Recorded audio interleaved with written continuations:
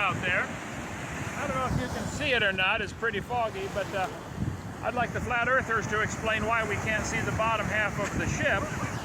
I can explain it, it's because the earth is round. Anyway, talk to you later. Dear Dr. Hovind, I've heard the question you posed to flat earthers as to why a ship's hull disappears over the horizon. If you are asking because you are sincerely open to hearing responses, then I, and no doubt many others, will happily oblige. The answer is actually incredibly simple. The hulls of ships do not really disappear over the horizon at all, and thus this is no proof of curvature. It is merely a function of perception, an effect of the limitations of the naked eye. The question of a ship's hulls disappearing over the horizon is actually one of the most common objections raised when people first react to the idea of geocentricity. And so it only follows that within the increasingly expanding flat earth research community, it is one that has been thoroughly examined and tested firsthand, many, many times now. This is supposed to be the essence of true legitimate science, is it not? The overwhelming evidence in support of this answer to your question has already been widely available for your perusal in countless videos easily found on YouTube, but of course, you have to be willing to look at them yourself.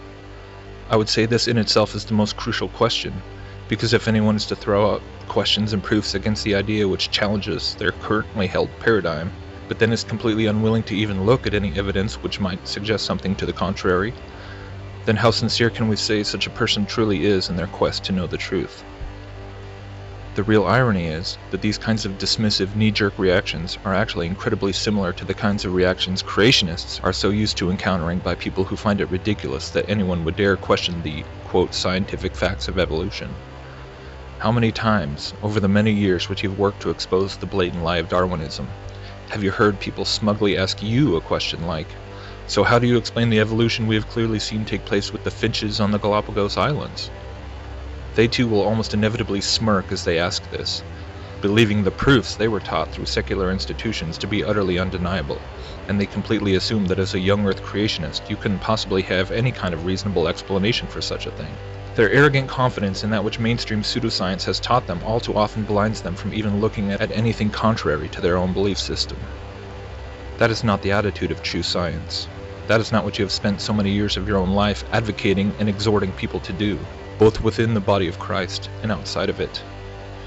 You have fervently called people to have the audacity to ask if the things written in the Bible, thousands of years ago, could actually be more accurate than what countless modern scientists, educational institutions, and modern research claims to be established fact.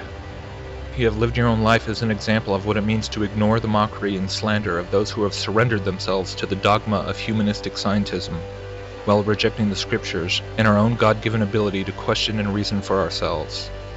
It is indeed ironic, to a most staggering degree, that at this stage you seem quite unaware of how so many people who have stumbled into looking into the evidence of a flat, stationary world have wound up seeing the lie of evolution for what it is as a result. I heard you state that you believe that all of this flat earth nonsense was probably contrived by some group of atheists in order to try and make Christians look stupid. But again, most ironically, you do not seem to comprehend just how many people now, whom through looking through the flat earth issue, have gone from being card-carrying atheists to believers in a creator. How do you dismiss such fruit and deride it as somehow being the result of more satanic lies? Do you now believe that people should be more wary of looking stupid in the eyes of the world than they should be in researching, questioning, and simply wanting proof of what mainstream science says? Do you realize just how much of the entire theory of evolution is completely dependent upon the premise of there being an ever-expanding, virtually infinite universe?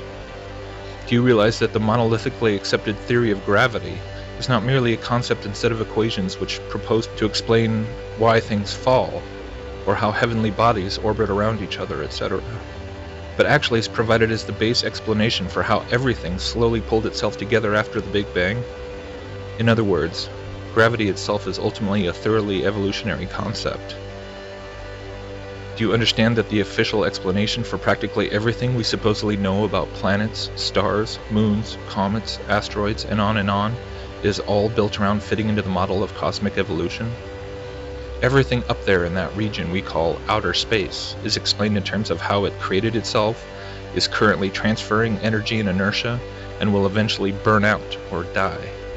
It's all about evolution, all about cycles, all about removing the crater from the equation entirely. And so from that standpoint, I would think that you would at least be able to appreciate the motivations and to sympathize with the hearts of so many of these people whom so far you've only saw fit to ridicule. I would think that at least you would look a little further into the reasons behind this sudden and bizarre phenomenon that has taken place over this past year, whereby suddenly so many thousands of people are entertaining an idea which is scoffed at so vigorously by the same authorities which claim that we all came from a massive cosmic accident. I would think that you, of all people, would at least be more sensitive to those who are ultimately really only practicing that which you yourself have boldly preached for decades. To dare to think it possible that something so universally established in our sacred textbooks and universities and government-funded institutions could maybe, just maybe, be telling us something that is in fact a lie which flies in the face of what God says. I would think you wouldn't be so quick to malign such a thing, considering the very calling that God has put upon your own life. Because the bottom line is, there are many, many of us whose love for the truth has brought us to this very place, where we are actually willing to question something as big as the globe itself, even as we all know exactly how crazy it sounds at first, and we are going to see this through and get to the bottom of it sooner or later, and we're going to do it with or without you. But we'd really love it if you decided to have the courage to take a look for yourself and come along for the ride.